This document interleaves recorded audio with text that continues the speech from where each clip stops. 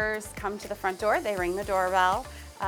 We then ask them who they're here for or why they're here. They identify their child.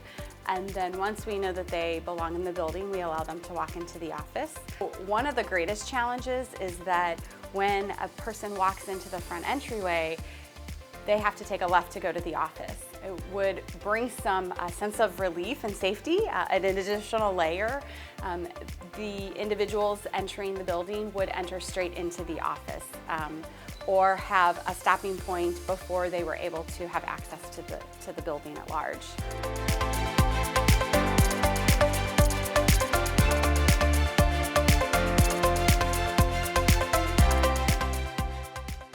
We're really fortunate that we have a pretty great parking lot set up for families in the front of our building.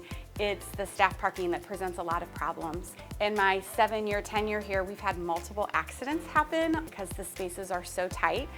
There's no place to turn around. It would give us real defined parking spaces.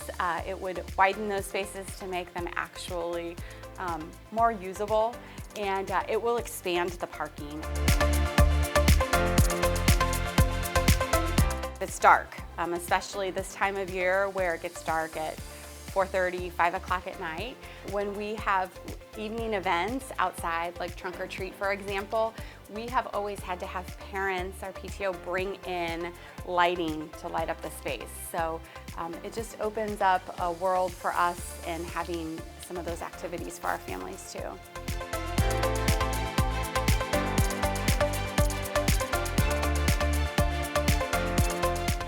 That our head custodian is one of the first things she did when she came here was starting to change the ceiling tiles that were stained. And that's really difficult to keep up with because it's just a constant flow. And sometimes, every once in a while, you walk down the hall when there's a big rain and you see buckets collecting the water. So definitely not something that we want just out and about for our kids.